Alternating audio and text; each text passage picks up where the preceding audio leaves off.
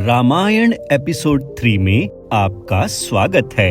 Episode 2 में हमने सुना कि किस प्रकार महर्षि वशिष्ठ सभी विद्यार्थियों को अपने आश्रम में शिक्षा प्रदान करते हैं। आइए अब सुनते हैं रामायण का एपिसोड 3।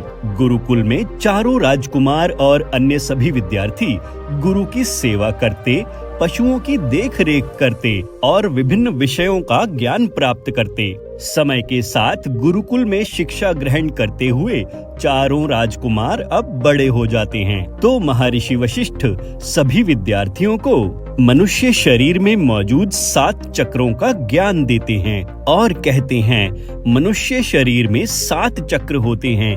पहला मूलाधार चक्र, दूसरा स्वाधिष्ठान चक्र, तीसरा मणिपुर चक्र, चौथा अनाहत चक्र, पांचवा विशुद्ध चक्र, छठा आज्ञा चक्र और 7वां सहस्त्रार चक्र। मूलाधार चक्र में कुंडलिनी शक्ति का निवास होता है और कुंडलिनी शक्ति बहुत शक्तिशाली होती है। ये किसी साधक को तो मोक्ष तक पहुंचाने का दम रखती है और अगर इसकी साधना में जरा सी भी चूक होती है तो ये शक्ति व्यक्ति को पूरी तरह से पागल भी कर सकती है। इसीलिए कुंडलिनी शक्ति को जगाने की साधना एक उच्च कोटि के गुरु की मौजूदगी में ही करनी चाहिए, अन्यथा इसके परिणाम बहुत ज्यादा विपरीत हो सकते हैं। और गुरु वो होना चाहिए जिसको इन चक्रों और कुंडलिनी शक्ति के बारे में संपूर्ण ज्ञान हो और उसकी खुद की कुंडलिनी शक्ति भी जागृत हो चुकी हो। इतना कहकर महर्षि वशिष्ठ सभी विद्यार्थियों को कोई भी कार्य करते हुए साक्षी भाव में रहने की सलाह देते हैं और कहते हैं, बच्चों,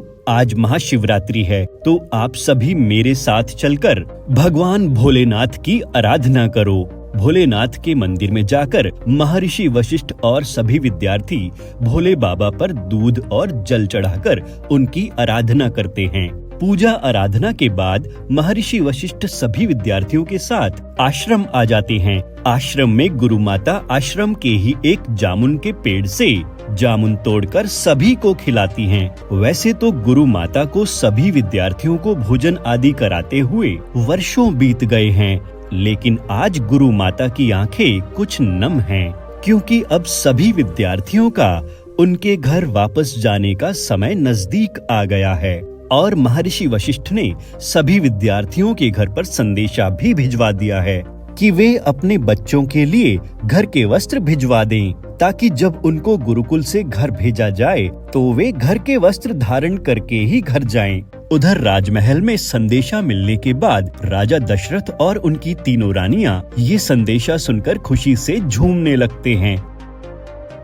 राजा दशरथ चारों राजकुमारों के लिए सुंदर और नए वस्त्र आर्य सुमंत के हाथों महर्षि वशिष्ठ के आश्रम में भिजवा देते हैं। और आज वो दिन आ जाता है जब सभी विद्यार्थी गुरुकुल से वापस अपने घर जाते हैं और महर्षि वशिष्ठ भी राम, लक्ष्मण, भरत और शत्रुघ्न को अयोध्या ले आते हैं। चारों राजकुमारों के गुरुकुल से घर वापस आने की खुशी में सारी अयोध्या नगरी को अलग अलग रंग बिरंगे फूलों से सजाया जाता है। राजा दशरथ और उनकी तीनों रानियां महल के द्वार पर खड़े होकर अपने चारों पुत्रों के आने का बेसब्री से इंतजार कर रहे होते हैं। तभी पास में खड़ी एक सेविका खुशी से झूमते हुए कहती है, अरे वो देखो, राजकुमार राम का रथ महल के नजदीक आ गया है। तभी समीप खड़ा हुआ एक सेवक बोलता है, अरे हाँ, और राजकुमार राम के पीछे पीछे राजकुमार भरत, राजकुमार लक्ष्मण और राजकुमार शत्रुघ्न का रथ भी आ रहा है।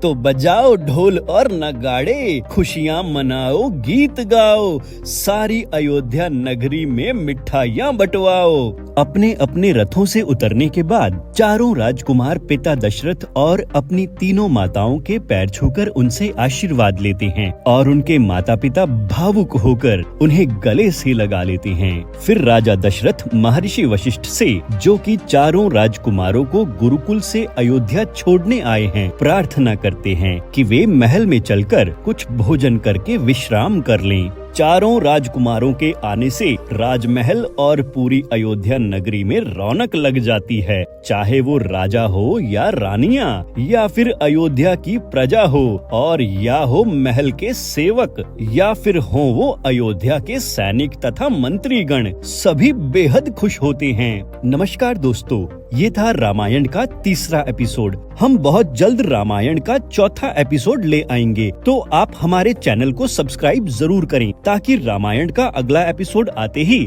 आपको झट से पता चल जाए। तब तक के लिए राम राम।